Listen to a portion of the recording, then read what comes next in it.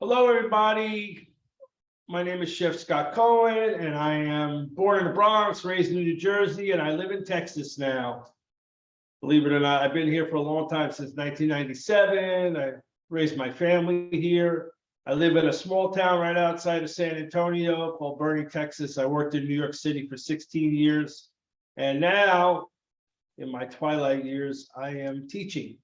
So today we're gonna make a cavatelli pasta with mushrooms, and it's actually has a mushroom broth, and it's mounted with a little bit of a touch of butter, but not a lot of butter. But the cavatelli pasta is very interesting because it's a vegetarian dish. It's very simple to make. It doesn't take long to make. You can add a lot of additions, which I have. So let's get started. Okay. If you could pin over here, pin the other camera, please. Okay. So right here, I have, this is my mushroom broth. It has been simmering for about an hour. It's got onion, celery, carrots, mushroom stems, a little bit of bay leaf, some herbs, and then I'm going to use, I put some basil stems in it. So let's get this show on the road. This is a quick dish. Not going to take that long, I hope. First, you're going to start out with some olive oil. I got my pan going. Now, this is regular olive oil. It is not extra virgin olive oil because extra virgin olive oil is too bitter. So use a regular olive oil. I'm cooking on an induction stove, which means the bottom of this pot is magnetic. So you can take your hand and you can literally put it here and you won't burn yourself. Because it's all done by magnet. Okay. Let's see.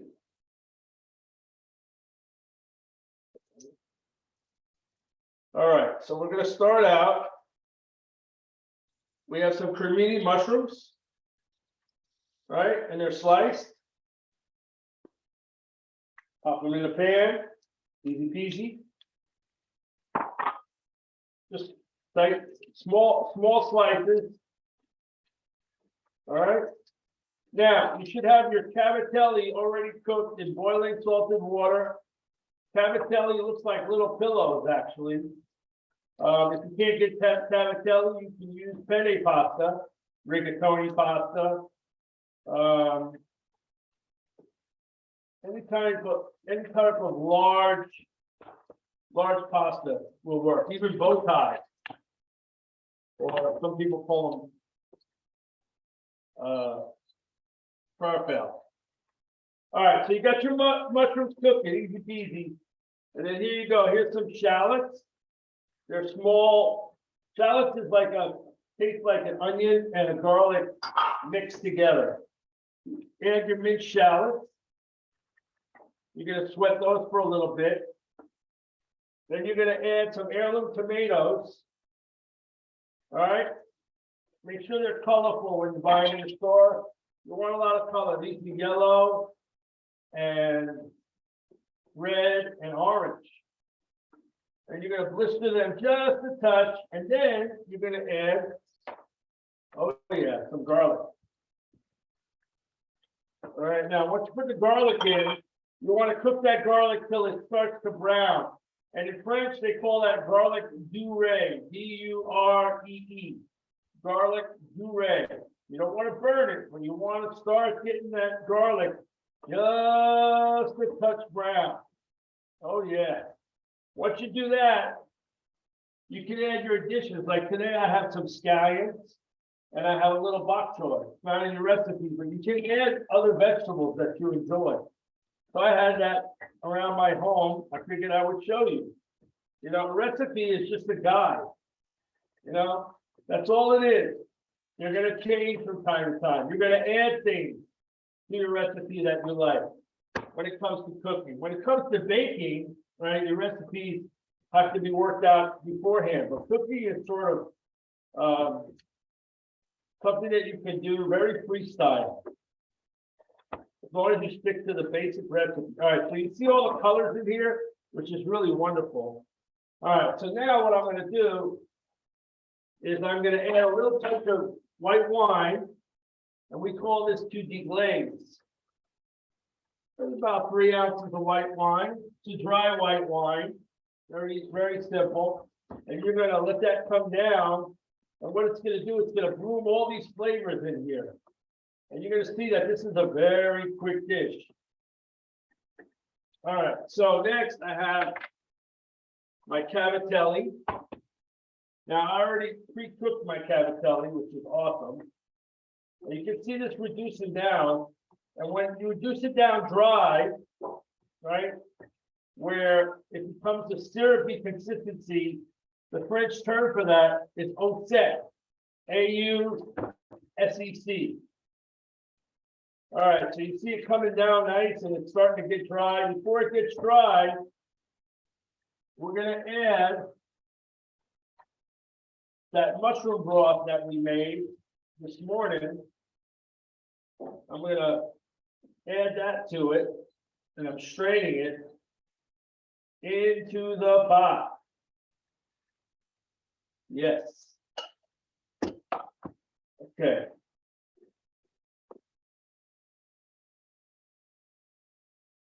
So as you can see, I mean, that's looking really nice. Look at all the colors. So the next thing that we're going to do is we're going to add pasta to this. All right.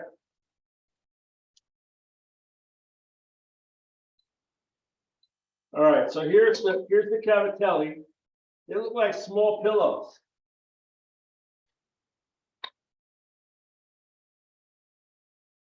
We're going to add enough of that cavatelli to absorb all the liquid that we put in this. Now, so far, this is completely vegetarian. I mean, look at that. So wonderful. Really nice. Okay. I like that. Yep. Okay. So what's happening now is the pasta is getting absorbed with the liquid. You want this a little bit brothy so that when you're eating it, you know, you have a little bit of that light broth as a sauce. So I went from high, turning it down to medium, and now I'm going to mount it with a little bit of butter. Not a lot. I'm going to say right here is probably 1 tablespoon more. That's it. Now, I have enough pasta in here for 2 people. Easily. Okay. And we're almost there. Now, some of you who've made risotto before might say, well, this is similar to risotto.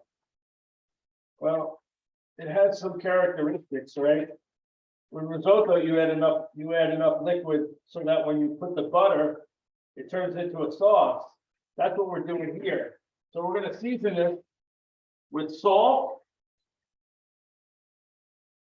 And I'm using kosher salt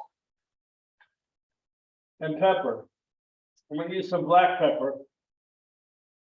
This is like butcher ground. I like a little heavier ground pepper. That's just a preference. And now you have a lot of the ingredients in here. Now, in that stock that I made, I put basil stems in it. I put onions, celery, carrots. I put a little garlic. And I sweated that all. And then I deglazed it, or I added white wine.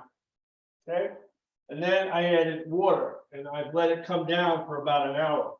So it started out where this pot here was filled to the top, ended up about halfway down. All right. So I have some basil leaves here, right? And I'm going to add my basil leaves in to my pasta. All I did was rough chop them. You can use thyme leaves that are in the recipe. Today I had some basil leaves, so that's what I'm using. And that basil is really going to add to the flavor of this pasta dish. Now I'm going to taste it, make sure my seasoning is right. Oh, yes.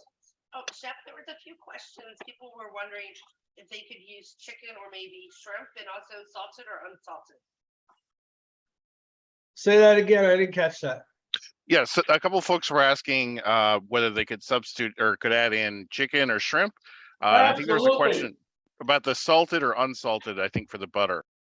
Butter's always unsalted. In culinary arts, we only use unsalted butter. Very good question. Hold on one sec.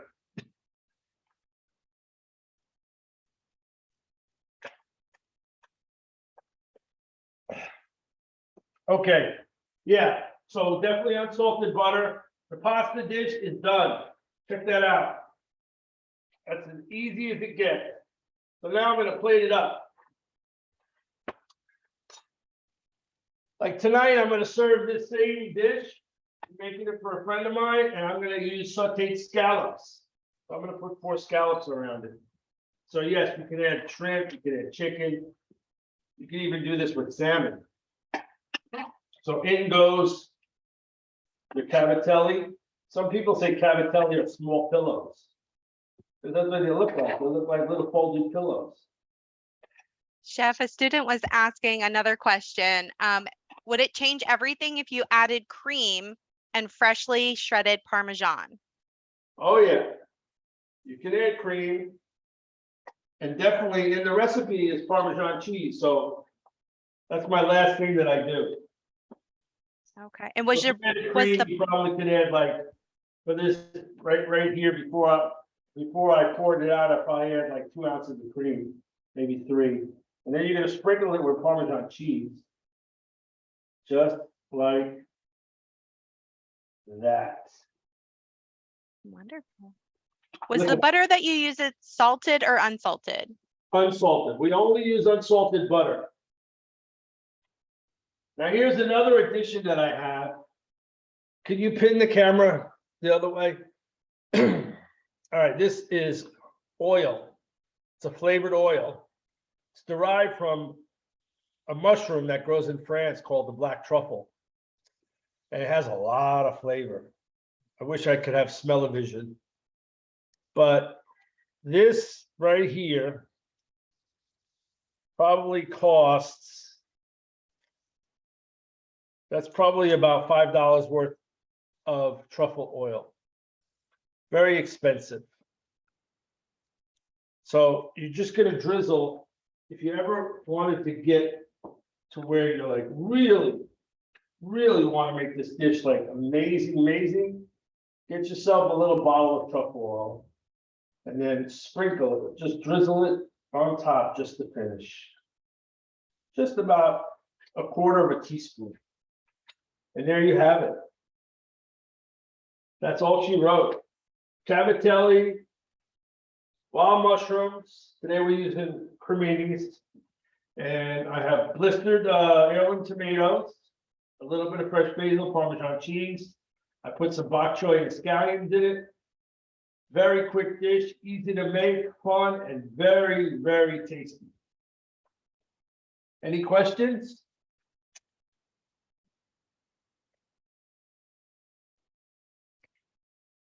We good? Okay. Couple questions see. about the truffle oil. It's not white truffle oil, correct? This was black truffle oil, but you could use white or black.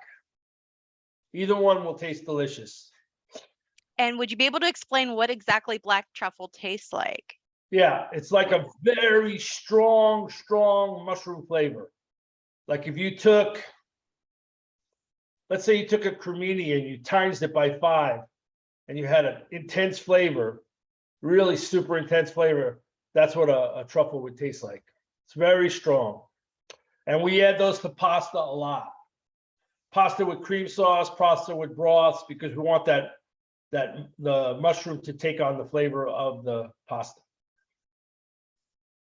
What brand for the truffle oil do you recommend? There's so many brands, but whatever you get, I would get a brand that was imported from France. If it's black truffles, get a brand that's imported from France. If it's white truffles, get a brand that's imported from Italy. Because the best white truffles are from Italy and the best black truffles are from France. And if you talk to someone who's from Italy, they'll tell you white truffles are the best. If you talk to someone who's from France, they'll tell you that black truffles are the best. So black truffles are found by dogs and white truffles are found by pigs. So therefore, there's your fight. Who's better, the dog or the pig? The dog. Well, if you're a dog lover, right, like I am, you love black truffles. If you're a bacon lover, you love white truffles. There you have it. A student was asking why not use a bit of both? You could, but you wouldn't be able to tell the difference, but you could. Of I course, think I see someone asked, the white wine's added right after the garlic browns. Is that correct? yes. We call that deglaze, and in French it's called deglace. Deglaze means you're going to take all the fond or the ingredients that have stuck to the pan, and you're going to let it loose. And by deglazing it with wine, you're taking out everything from the bottom of the pan. You're sort of washing it with white wine, reducing it to get an intense flavor, and then you're going to add some kind of stock afterwards. And today we added a vegetable stock. And there's some questions about, is the recipe for Cavatelli in your cookbook the same as this one? Similar. Very, very similar. Yes. What other vegetables would you recommend adding to this other than what Oh you my used? gosh, you could add so much. You could add bok choy, which I did today. You could add broccolini. You could add blistered Brussels sprouts. You could add asparagus. You could add, what else? Sliced green beans. That would work. You could add half moons of zucchini and yellow squash. That would work. So much. You could A take student said okra. that. Okra, would that work? Okra would work. Mhm. Absolutely. I would definitely bake my okra. I would slice it, toss it in olive oil, and put that okra in a 400-degree oven for 30 minutes until it gets nice and crispy, and then I would put it into the pasta.